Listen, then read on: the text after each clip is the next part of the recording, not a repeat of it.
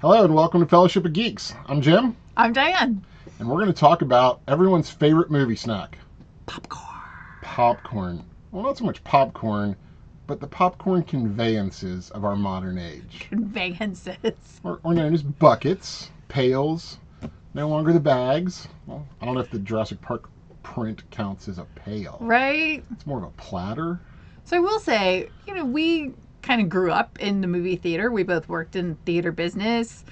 We saw it go from a traditional bucket to Good a old bucket. cheap bag, back to a lot of the buckets. And then in recent years, everyone seems to have a themed popcorn conveyance. And it's cottage industry is kind of funny to say, but it's become a second side kind of business for the theaters. And I mean, I think AMC does a really good job of it. They've had some really cool ones, but it started out with the pails, because I remember the first one we saw the metal pails was when episode 7, 8, and 9 came out, and we got all the pails for that. A collection. We have a whole collection of those. And then there was Jurassic World Dominion had a metal pail. Yes. That we got, and I feel like there's a Bumblebee one. I think there's a Bumblebee.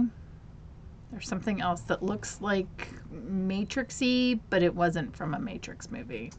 And then when the D&D movie, but they look like a very traditional. It's a traditional popcorn bucket, but it's a metal pail, and I mean they actually put the popcorn in it, and it was great.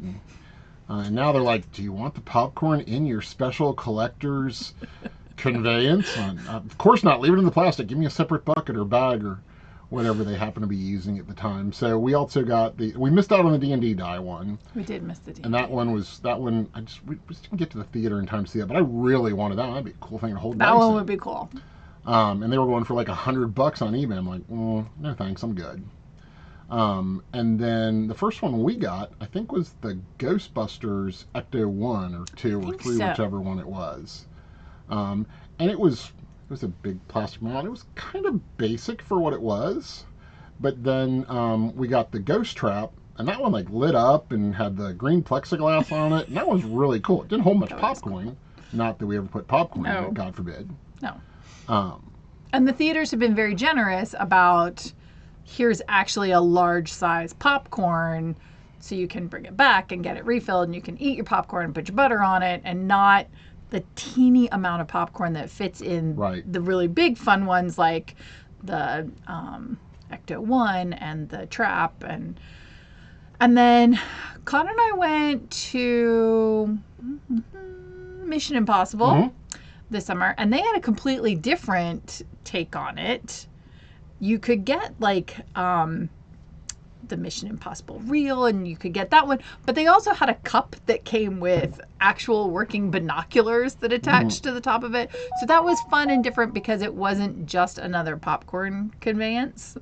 I think we picked up the Star Wars re-release cup as well.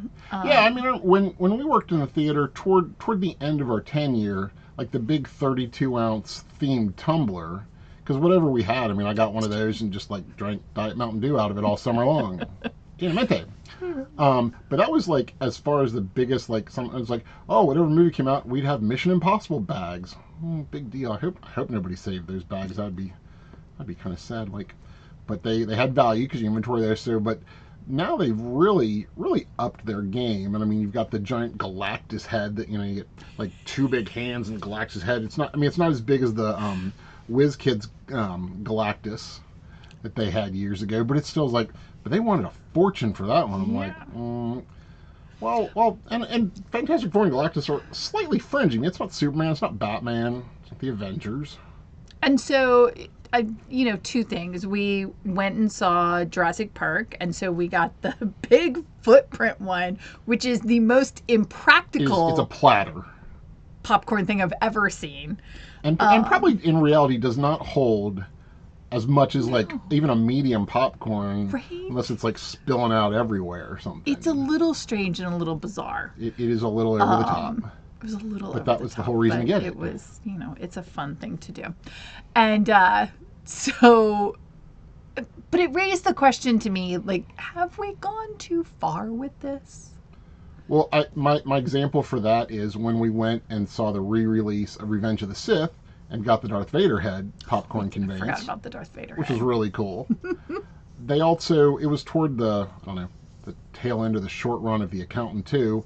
They had like a Airstream trailer That's right. popcorn conveyance still. And the movie had been out for a couple weeks, and I'm like, never saw The Accountant or The Accountant 2, but I'm like, is this a big enough pop culture phenomenon to drive the sales and have people like, oh, yes, I really want like Darth Vader's head. Yes, everybody wants one of those. But it felt like every movie this year has had one.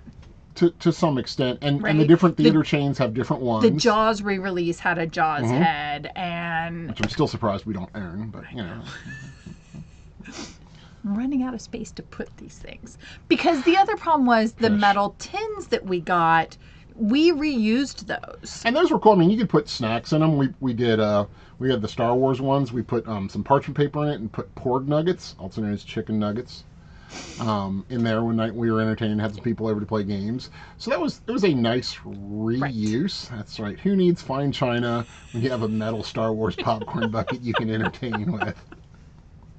But if they keep making these in such shapes and designs, at some point we are not the only people who may run out of space to display these. And then what? And so I think that begs the question, because again, Galactus, I think a lot of people are going to go see Fantastic Four, and the Galactus head popcorn conveyance will sell out. And I don't know if it has like a little Silver Surfer in his head, or like he has a hand. Like that'd be really awesome, like the Whiz Kids one. But maybe that didn't happen with the female Silver Surfer. Who knows? So the Accountant 2, and I'm like, they probably still have some of those in the back somewhere. I'd be like, oh, can I get one of the Airstream trailer ones? The Airstream RV seemed a little excessive for that one. Didn't know it was going to make noise. That sounds very exciting. So yeah, I don't know if we've hit peak or not, because I think there are still huge cultural phenomenon movies. Ghostbusters, the Star Wars franchise, big superhero movies, Fantastic Four. I wish they had, Logan one. I mean, the D&D movie, they sold out really quick. A very small, kind of fringe portion went and saw it. But I don't know if they didn't make as many. I still can't figure out why they made so many Accountant 2 ones. Poor Accountant 2, I'm just harping on that poor movie. You are a little bit. Watch it, poor thing. I was like, that's cool. I could care less about this IP, but okay, neat. The Ghostbusters ones were really neat. Thunderbolts had one too. I don't remember. I don't remember what one. it was, but Right. there was a Thunderbolts themed popcorn. And so I think the metal tins might be for your less big event movie ones that are still kind of a big deal, as an extra little revenue stream for the theaters. But yeah, I don't know that every movie needs one, but certainly those big touchstone movies. I'm certainly interested in those. And adding those to the collection. That leads into a whole other video and discussion over what qualifies one as a capstone movie of the year or of the season. Right. And so that's a whole different video. Right. And I think Disney could get away with it. Disney used to probably been able to get away with it. There's like a Stitch head or something. There was a whole Stitch body one. I think that one would do well. Put popcorn in its belly, you put a drink in its head. Like, there was a whole thing. Elio popcorn bucket conveyance? I don't know. It's going to work out. I don't think Elio worked out. Yeah, well.